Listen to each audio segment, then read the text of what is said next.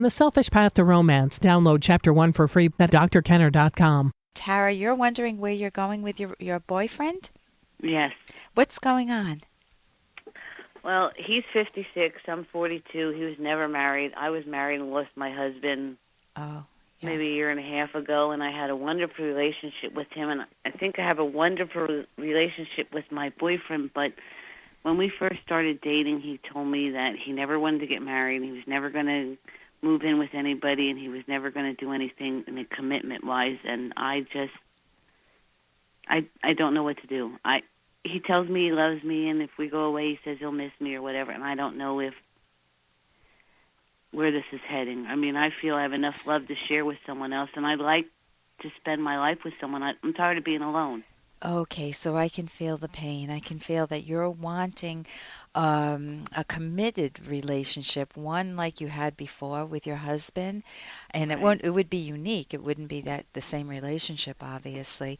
And Right. you know what that feels like, and you know that's possible, and you think that your current boyfriend's a good candidate for that. Mm-hmm. And on the other hand, he's got his own personal story. I mean, at the age of 56, never married, Mm-hmm. he has his own reasons for that. And the question is, do you know his story? He's had bad relationships, and he works all the time. He works split shift and everything, so I don't know if that's it. Yeah. And he's just, I guess, I asked him one time, I said, were you ever engaged? He said, no, I just never found the right person, so... Okay, so then if that were the case, I would feel, if I were in your shoes, I would think, well, you mean I'm not the right person? Right. It just, if he Yeah. said, I never want to marry because, my parents went through a difficult time and I just promised myself I would never do that, that's one thing. Another option that you have, but it may not sit well with you, is that you can have a partnership. I mean, many people, I know one couple that I was always sending Mr. and Mrs.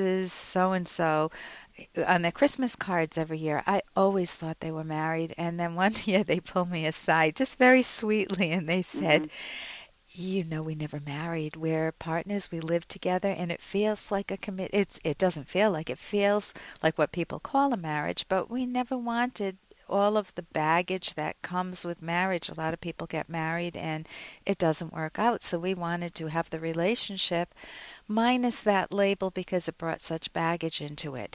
So if that were his story, then it's almost the equivalent of being married for him, not for you. Right. But if he did say the right person never came along, there's a little more splaining to do in that corner. Your Right. thoughts, what are you thinking that you want to do? Um, I don't know if I ever... I mean, if he would ask, I probably would say yes, because I swore I would never I would never date anybody after my husband passed. I mean, Well, my those husband and nevers, huh? we Yeah. were connected at the hips. We had a wonderful 18 years of marriage. I mean, it was out of this world, and Yeah. he came into my life, and I couldn't believe it. And I told him when we first started dating that when we first started seeing each other that I didn't want to get married. I didn't want nothing really committed. And the more I'm with him, the more I realize, wow, I really like him, and I'm in love with him, and I enjoy being with him, and I miss him when I'm not with him. And I realize I don't like being alone. And he says he misses me and he loves me and everything, but he just doesn't want to get married. Like you said, I would be content with being engaged for the rest of our lives and never getting married, but I don't even think he even wants to live together. I think he's content with me just being a neighbor lady. A neighbor lady? Yes, I live diagonally across the street from Oh, him. okay. I'd never heard that term before. Yeah, he Uh, calls me the neighbor lady. okay, how long have you dated? We're together a little over 8 months. Okay, so it's still really early on. Right. Here I'm going to sound a little odd, but it's always good to know a person longer than that, and you bring in all of your rich history of having had a good relationship, and you really need to keep your eyes open. And if there are, you said that you would never, you're just opening up to the possibility that this will work out, but there is a relationship breaker, and the potential relationship breaker is that he's not moving in the same direction that you are. You want to move toward marriage, and he likes you as the neighbor lady. Right.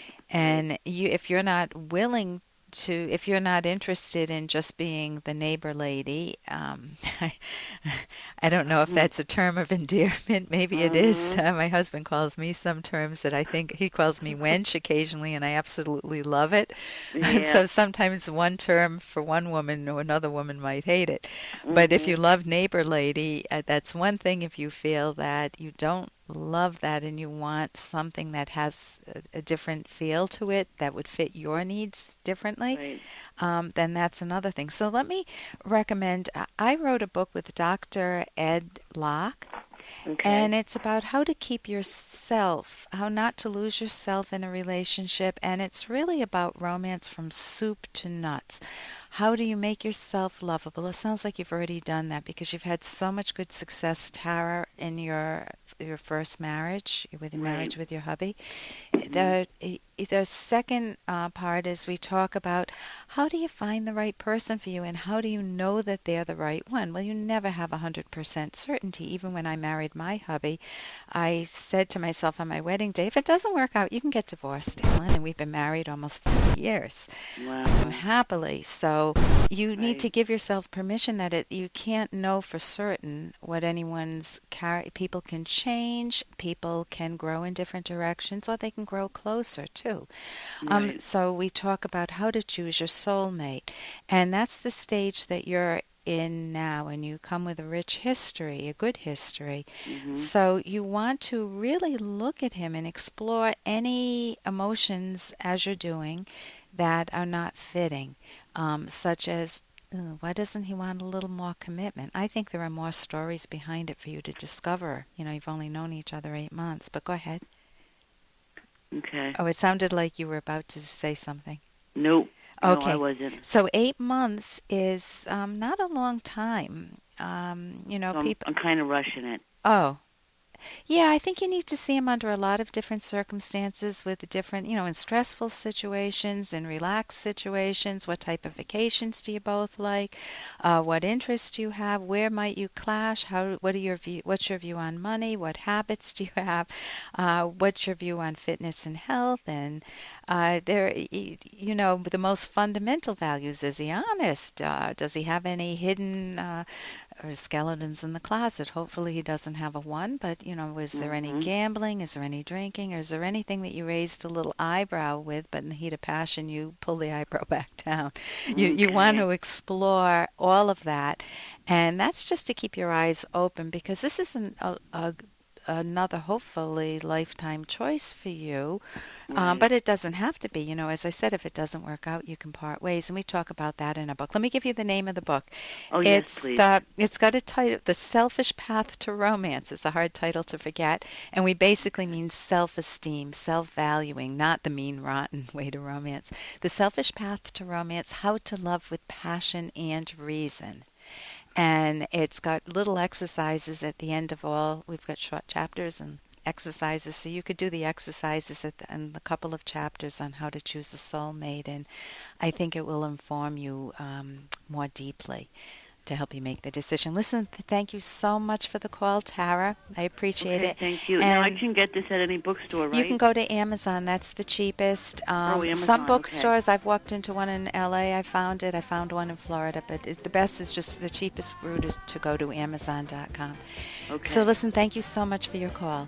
Oh, thank you so much, too. Oh, you're welcome. You helped me a lot here. Oh, thank you. For more Dr. Kenner podcast, go to drkenner.com and please listen to this ad. Here's an excerpt from The Selfish Path to Romance by Drs. Kenner and Locke. Be aware if you selectively focus on negatives in your partner, exaggerating them in your mind, and ignoring genuine positive traits. A tip-off that you're doing this is finding yourself using global words that are all-encompassing. Never, always, no one, everyone, nothing, everything, all. Look at the following statements for the global tip-off words. You never do anything right. You never listen. You're always late. You always try to hurt me. You find fault with everything I do. Nothing ever pleases you. I'm always left doing all the work. These statements are usually overgeneralizations. It's rarely true that your partner never does anything right and always tries to hurt you. If this is really the case, you are clearly with the wrong partner. Download Chapter 1 for free at drkenner.com and buy it at amazon.com.